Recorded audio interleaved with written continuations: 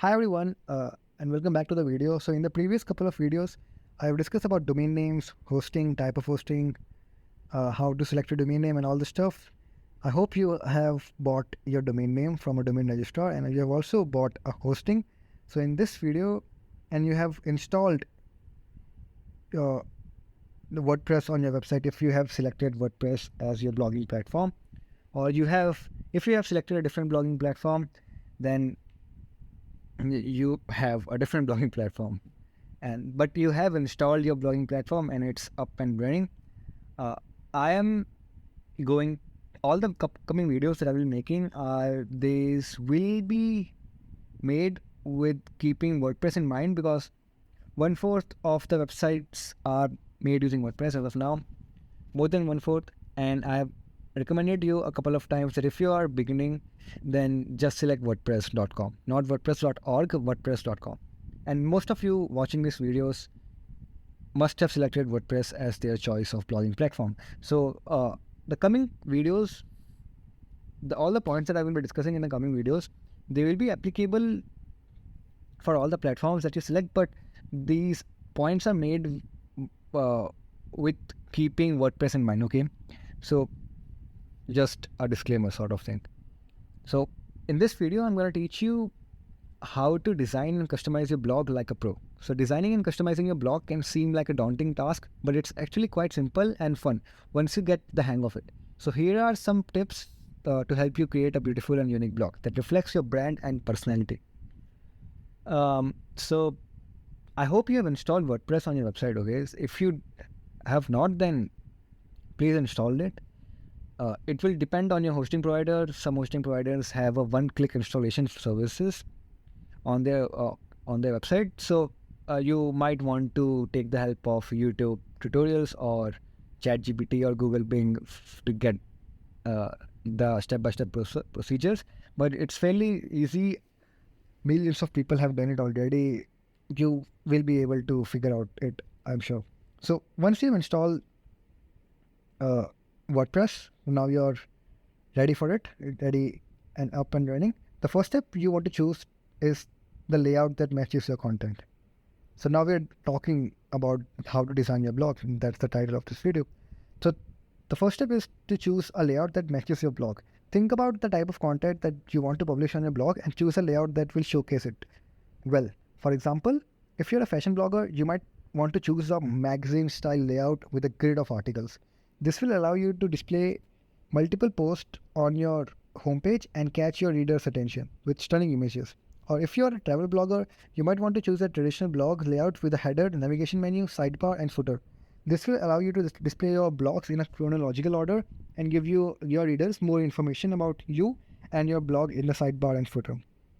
So this was the first point. The second tip is you want to select a theme that reflects your brand. Your theme is the overall look and feel of your blog, and it's very important. It affects everything: your colors, your buttons, your heading, your menu, everything. So you're selecting a theme is very important. So it's important to choose one that matches your blog's style and tone. If you're a fun and colorful brand, you might choose a bright and playful theme. If you are a more professional and sophisticated brand, you might choose a sleek and modern theme. There are thousands of themes to choose from, so take your time and try out a couple of different options until you find the one that's right for you. You can browse through themes on sites like ThemeForest or WordPress. So WordPress has a lot of themes on its website, and the ones that are very popular are always changing. They are changing from time to time because a lot of themes are coming in, and a lot of themes are getting outdated and not so useful. So it's a very dynamic scenario to be in. So I cannot recommend you a particular theme that you can go on and it will work for you for the next couple of decades. It's always changing. So you will have to research on websites yourself and check out the themes that are working right now. Okay. The third step is you want to customize your header and logo in designing your website. Your header and logo are important branding elements that will appear at the top of your blog. They should be cohesive and reflect your brand's style and tone. You can use tools like Canva or Adobe Illustrator to create a custom header and logo, or hire a designer to create them for you. Your header and logo should include your blog name and tagline, as well as any of the elements that represent your blog, such as icons or images. Fourth point is you want to consider your navigation menu. Your navigation menu is a list of links that allows your reader to easily navigate through your blog. It should include links to your most important pages and categories, such as about me, contact me, uh, and if about me, contact me, these are the ones that you must have in your navigation menu. And let's say if you are a fashion blogger, then it can be fashion and travel, etc. So there are some common pages that all the websites will have, and then there are other links that depend on the niche of your websites. Okay, so you should also make sure that your navigation menu is easy to find on your blog, either at the top or at the side of your blog, and it's responsive as well. Fifth point is you want to customize your sidebar. Your sidebar is a column on the side of your post that includes a variety of content such as recent post, popular post, social media links, newsletter, sign up form, etc.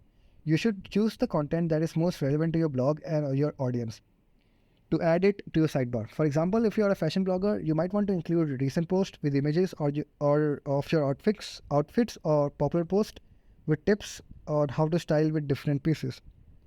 Or let's go back to the example of travel blogger. So if you're a travel blogger, you might want to include social media links where you share more photos and videos of your trips, or newsletters or newsletter sign up form, or you can also put in your exclusive travel guides in your sidebar. So that was the fifth point. The sixth point is that you want to add widgets. Okay, and again, before going to widgets, I'll tell you, if you don't want a sidebar, you can completely remove it as well. It totally depends on you, what you want. Okay. So the sixth point is widgets. Widgets are small block of content that can be added to your blog's sidebar or footer. They can include things like recent posts, social media links, search boxes, etc. Most blogging platforms offer a wide range of widgets to choose from, so you can customize your blog to include the content that is most relevant to you and your audience. The seventh point is you want to pick a color theme that fits your brand, and color theme is very important. The colors you use on your blog can have a big impact on its overall appearance and tone. Consider the mood and style of your brand when choosing a color scheme. It's a good idea to choose a few different colors to use thoroughly to your blog, such as a main color, a secondary color, and an accent color.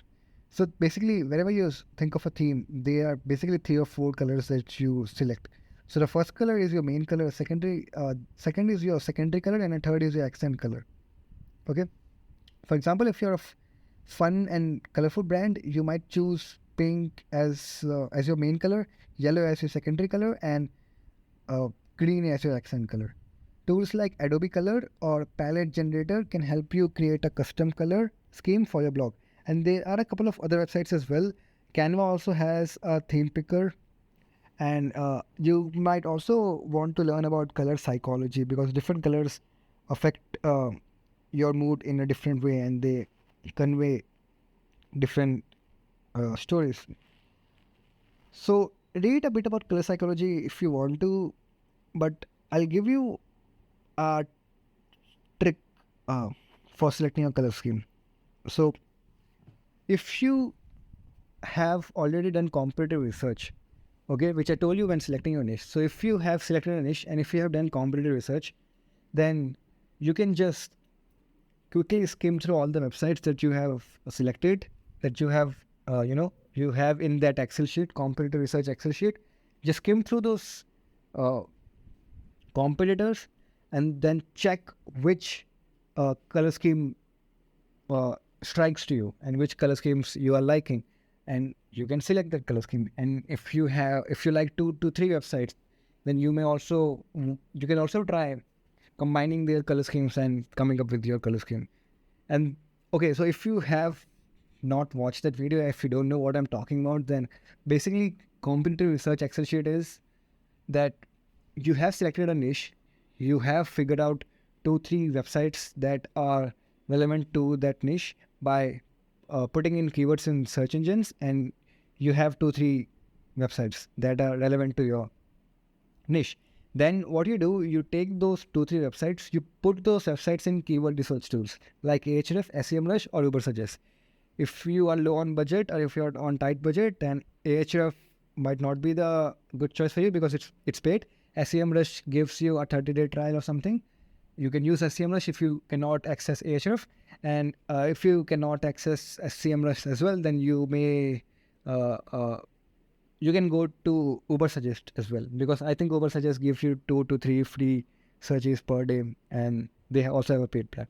So you keep so take your websites, these URLs, and put in those search engines, keyword research tools, whatever you are using, Ahref, SEMrush, or Ubersuggest.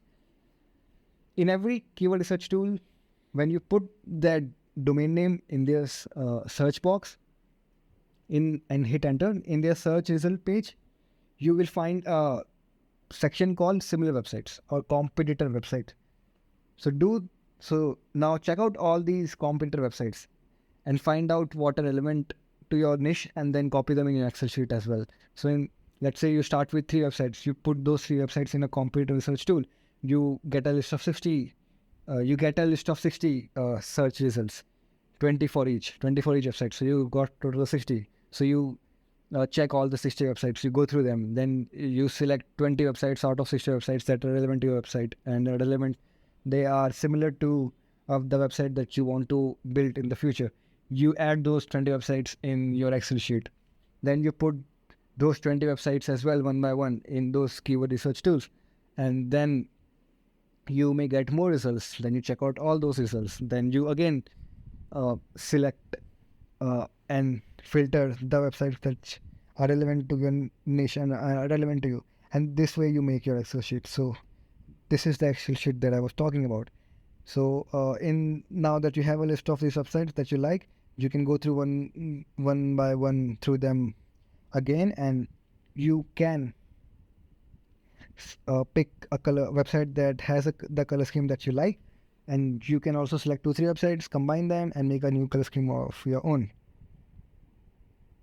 Okay. And if you don't want to think anything, just go in that Excel sheet and try to find a website which is very popular, and just look at the color scheme, tweak it a little bit, and copy it.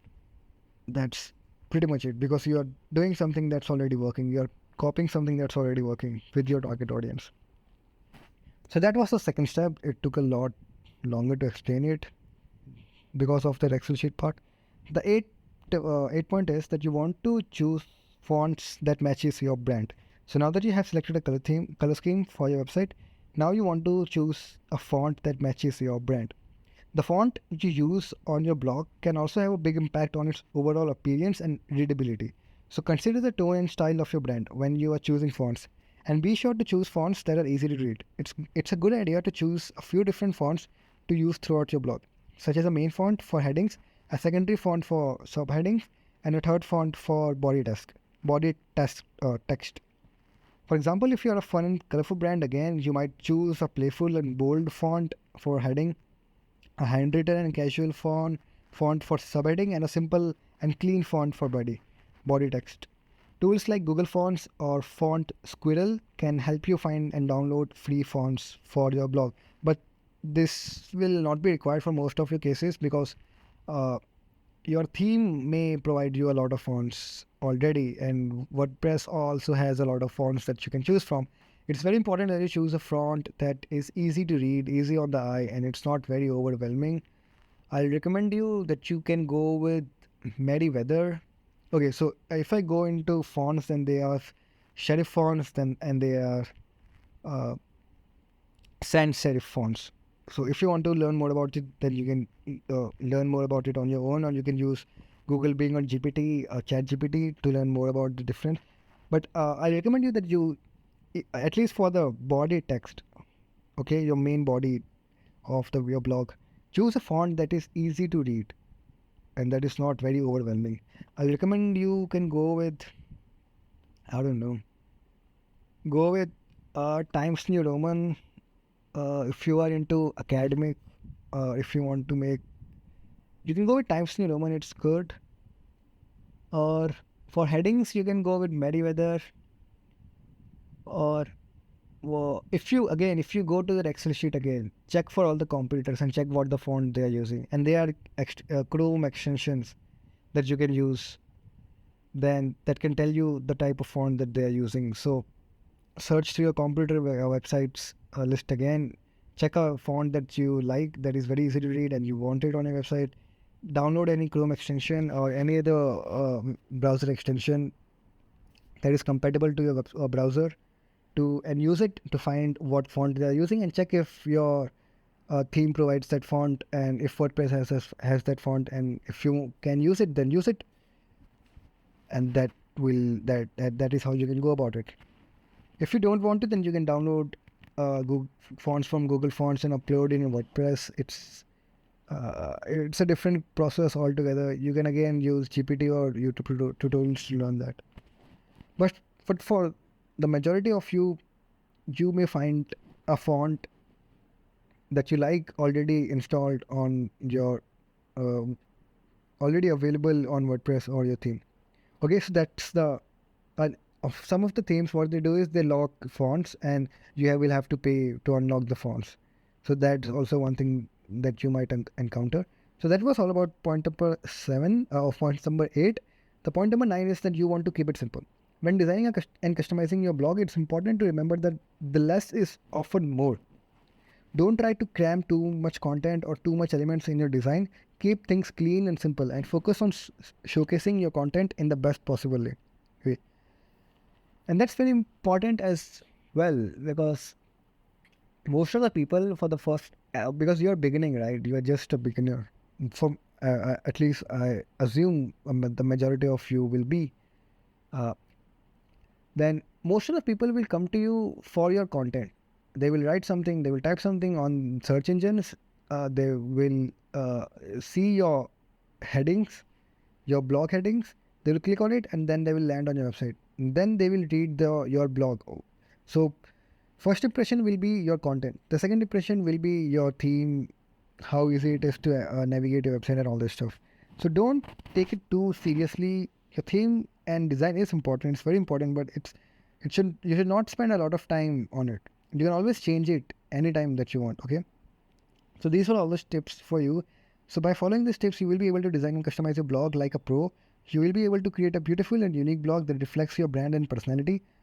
And one of the important elements that I taught you in here is to take inspirations from your competitors, because it's working for them and they are your competitors. So your target audience is going there and they are liking it. So it's a foolproof way if you take inspiration from them. Okay. And it's a very time saving technique or trick that you just check out your competitors and you take inspiration from them. So, and this is a very important skill in life or in blogging as well. To always, if you are doing it for the first time, just do it, take inspiration from something that's working and just copy it. If you want to experiment your own, do it after you have some experience. Okay, so these were the tips for today's video. In conclusion, designing and customizing a blog is an important step in creating a professional and cohesive online presence. And the tips that I've given you, you can use these tips to design and customize your blog like a pro and have fun experimenting with different options until you find the combination that works best for you. So the action steps for today's video are: first, determine the type of content you want to publish on your blog and choose a layout that will showcase it well. Second, select a theme that reflects your brand style and tone, and you can use websites that I've mentioned before.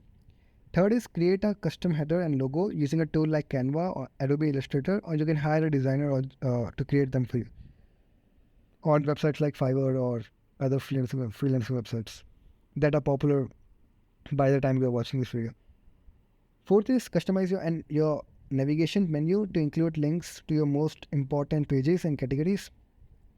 Fifth is customize your sidebar to include content that is relevant to your blog and your audience, and you can also skip sidebar and remove sidebar altogether.